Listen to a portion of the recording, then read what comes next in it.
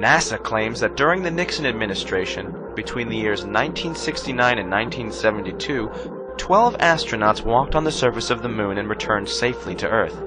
This event was even commemorated on 2 United States coins, the Susan B. Anthony dollar, which was minted from 1979 to 1981, and then again in 1999, and the Eisenhower dollar, which was minted from 1971 to 1978.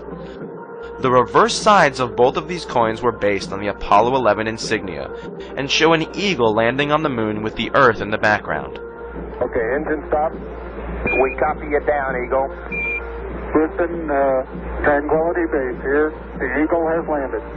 Roger, Tranquility. We copy you on the ground. You got a bunch of guys about to turn blue. We're breathing again. Thanks a lot.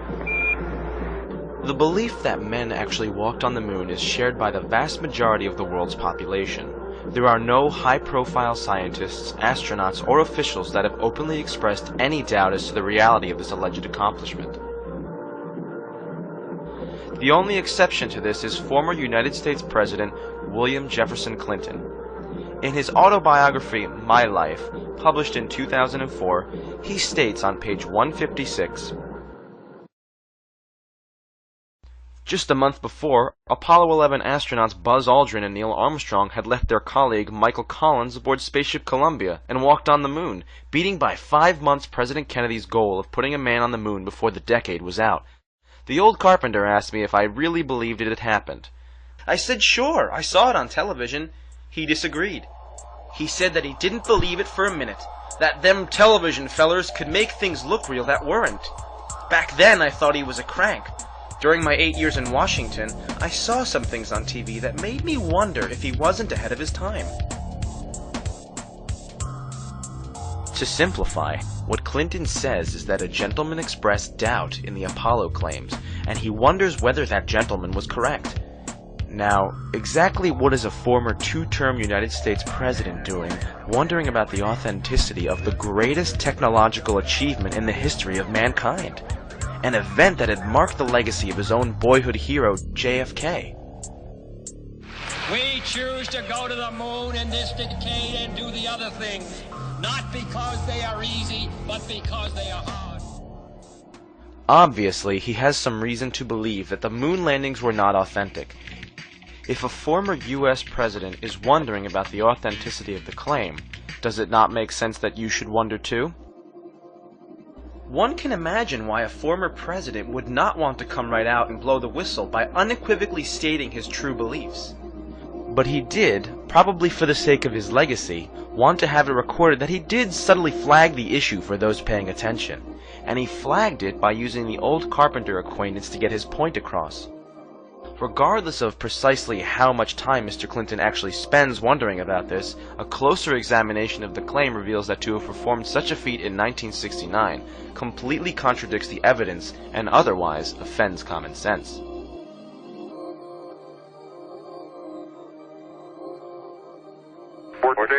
Push. Engine arm is out. Okay, I'm going to get the pro. 99, proceeded. 3, 2, 1. Ignition. Run away, Houston. Checks are good. Ag start. Good over. Yes, that's right. The last alleged mission to the moon was Apollo 17, which NASA says took place in December of 1972. Since then, absolutely no country claims to have sent astronauts or even animals more than 400 miles above the surface of the Earth. In recent years, Space Shuttle astronauts completed the trip wherein they attained a maximum altitude of 365 miles.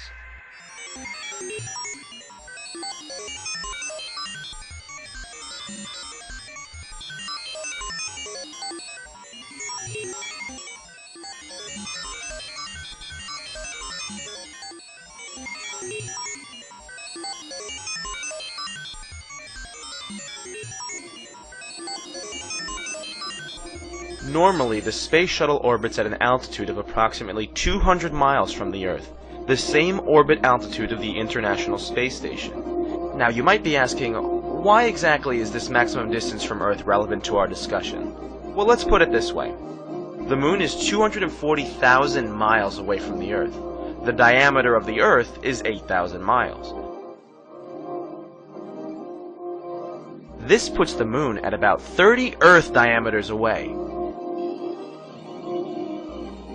In relation to the space shuttle's orbit on this scale, it has never traveled more than 1/2 of 1 inch away from the Earth's surface.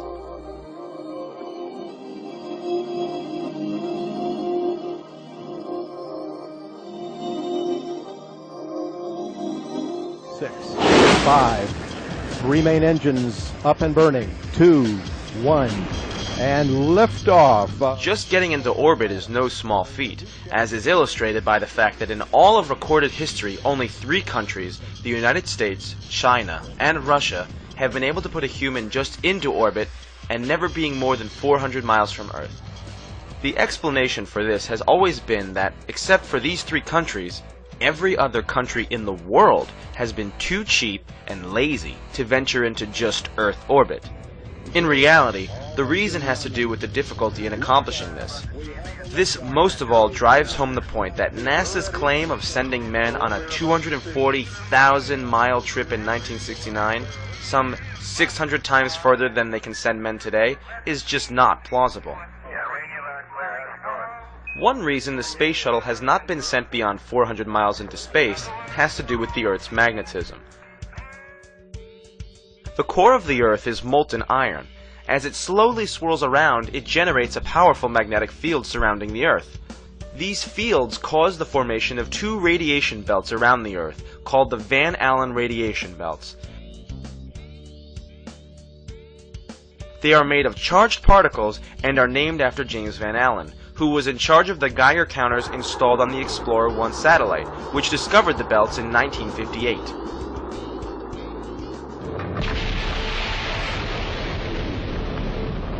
These belts are formed by trapped charged particles. The magnetic field traps these particles that originate from the Sun. They then spiral around the lines of the Earth's magnetic field, going back and forth between magnetic poles. As pointed out by Ralph Renee, author of NASA Mooned America, Dr. James Van Allen published an article in the March 1959 issue of Scientific American that described the danger in traveling through these belts. In this article, entitled Radiation Belts Around the Earth, on page 47 of this issue, Van Allen states, "Our measurements show that the maximum radiation level as of 1958 is equivalent to between 10 and 100 Roentgens per hour, depending on the still undetermined proportion of protons to electrons. Since a human being exposed for 2 days to even 10 Roentgens would have only an even chance of survival, the radiation belts obviously present an obstacle to spaceflight. If anyone ever really does go through these belts, it will become apparent just how lethal they really are to humans." Other than the alleged Apollo trips, all other manned spacecraft have stayed below the belts. These belts do not officially begin until an altitude of 1,000 miles is reached. But when one space shuttle crew was brave enough to go nearly 400 miles above the Earth, they started to experience some unusual effects. They reported seeing shooting stars, which were a result of the radiation hitting the retinas of their eyes.